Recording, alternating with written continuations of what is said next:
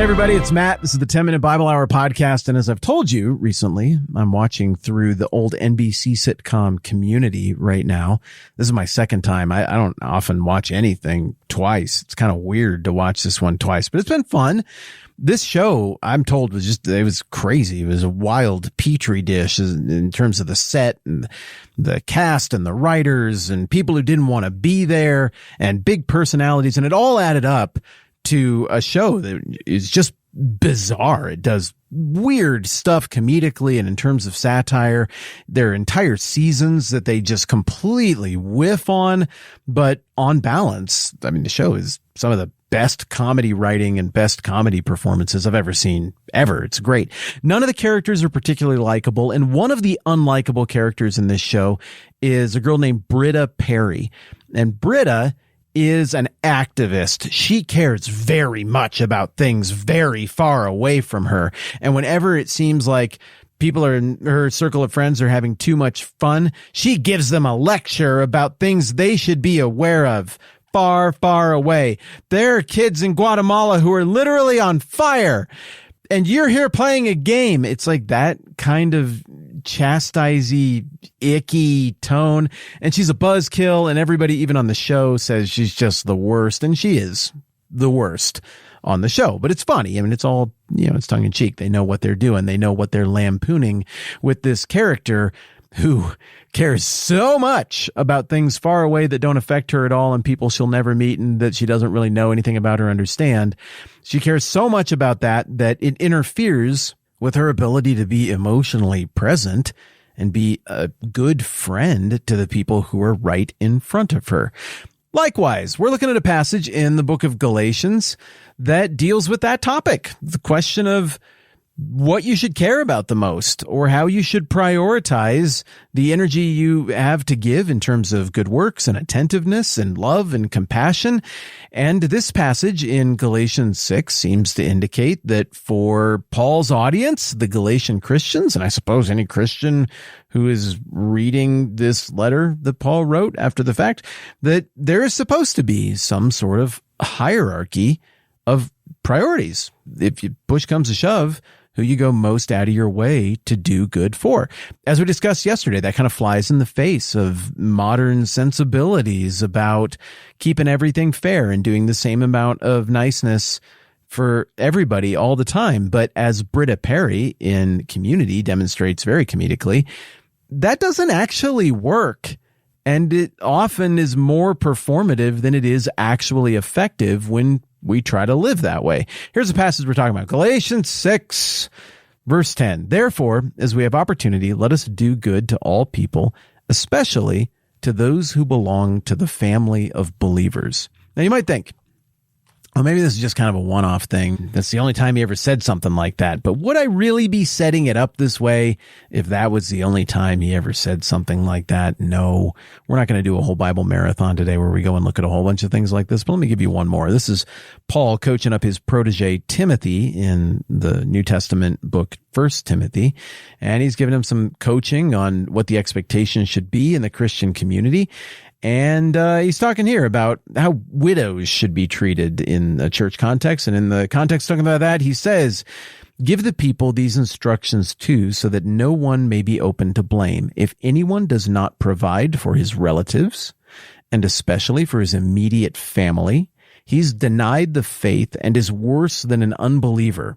Dang, Paul, he can really go through the front door sometimes. And there's obviously, anytime we come across a verse like that, there's a lot of context and things that we should probably go look at, and maybe someday we'll get to 1 Timothy and we'll break it all down very carefully. But let's just take this at face value.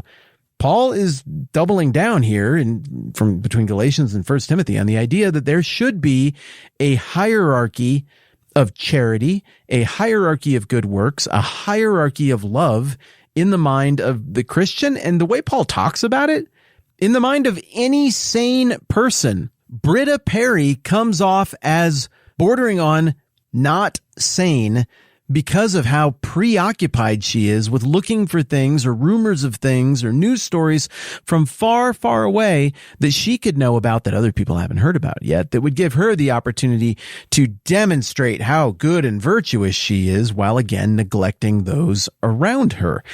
Well, Paul thinks that's a stupid way to live. He doesn't necessarily call it performative. I think that's maybe a bit of a more recent psychological, cultural issue that we contend with. But he is even more condemning of it than that. He just calls it wicked.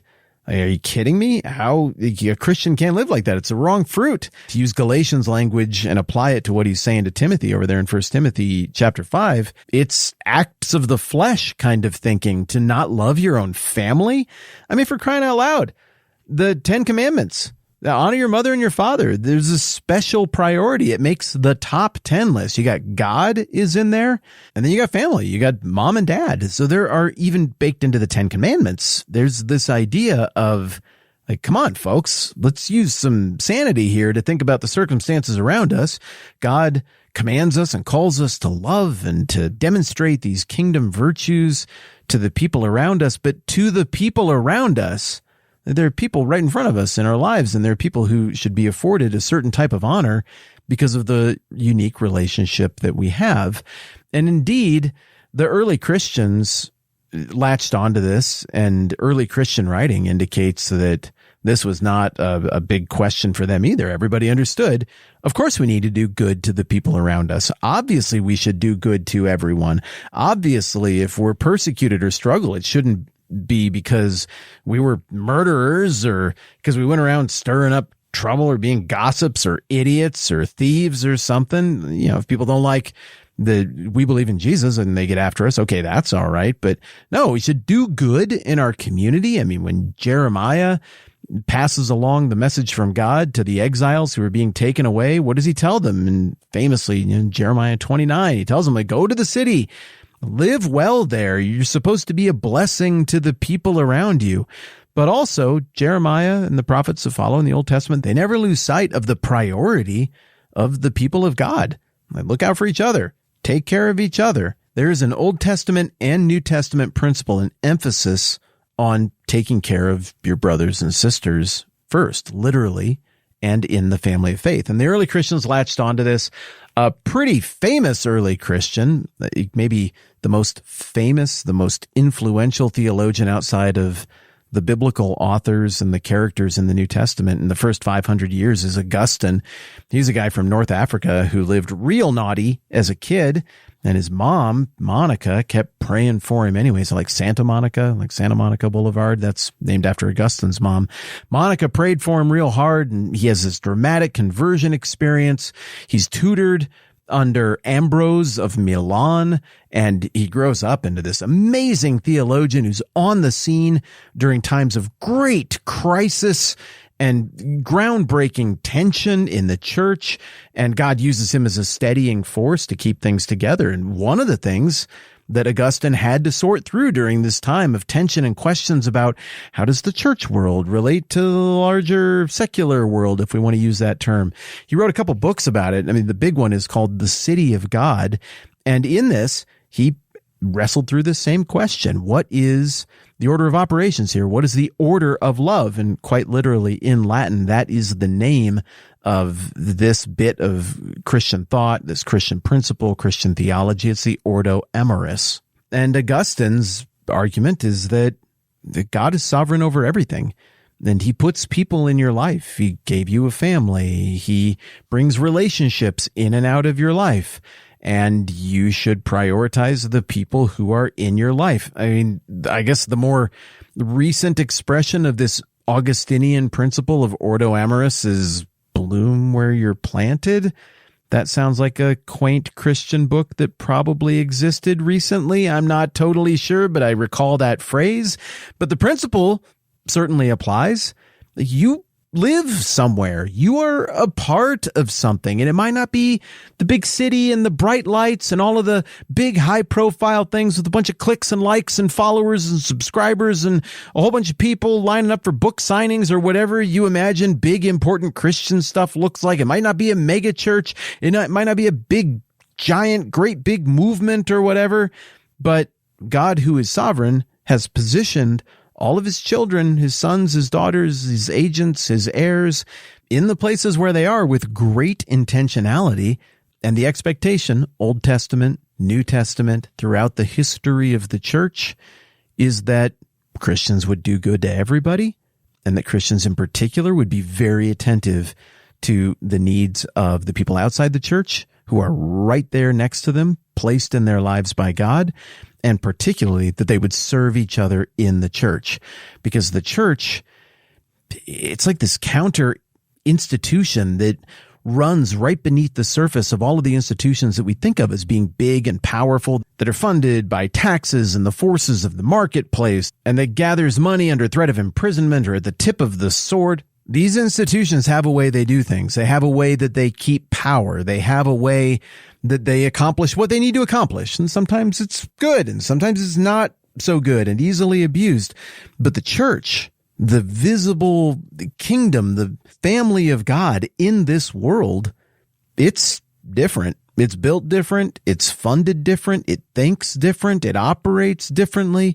It's doing upside down stuff. It's doing kingdom value stuff. And that kingdom value stuff isn't always going to make sense on paper in terms of the metrics that the world uses.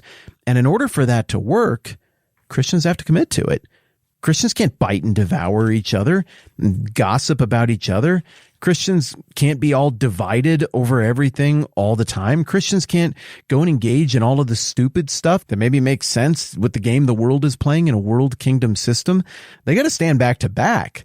They got to be together, thick and thin. There's got to be a system for what you do when you get mad at each other and when you get sideways. You can't just give up on it. You got to find a way to figure it out. Here's forgiveness. That's a mechanism that is a superpower to make it so that you can stay together and you can do good to each other, that you can serve each other, and you actually can be a family together.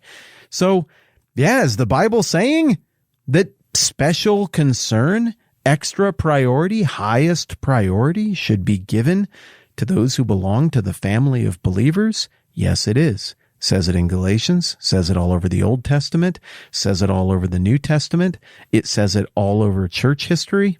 And it's all undergirded by the belief that God is sovereign and that he positions his sons and daughters and agents and heirs as he wants them to be positioned within his kingdom, within his family of faith for the purposes that he has.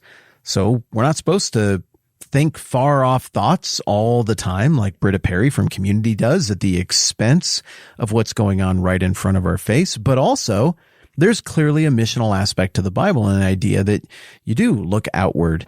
You've got this whole idea in Acts 1:8 of Jerusalem, Judea, Samaria, and to the ends of the earth.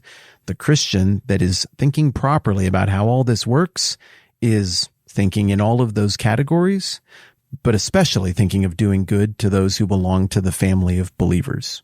Next time around, we're going to do a weird episode and look at a very practical example of a time that this happened in the early church. And it is going to be weird, but I think it's going to be fruitful. And if it's not, you can just pretend that I never said this because I won't actually publish that episode and we'll just roll on to the next thing. I guess we'll see what happens.